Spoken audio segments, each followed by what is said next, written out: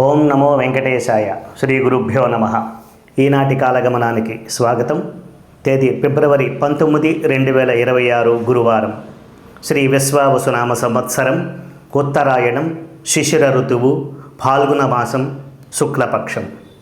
సూర్యోదయం ఉదయం 6:29, సూర్యాస్తమయం సాయంత్రం 5:58. తిథి విదియ సాయంత్రం 4:47 వరకు.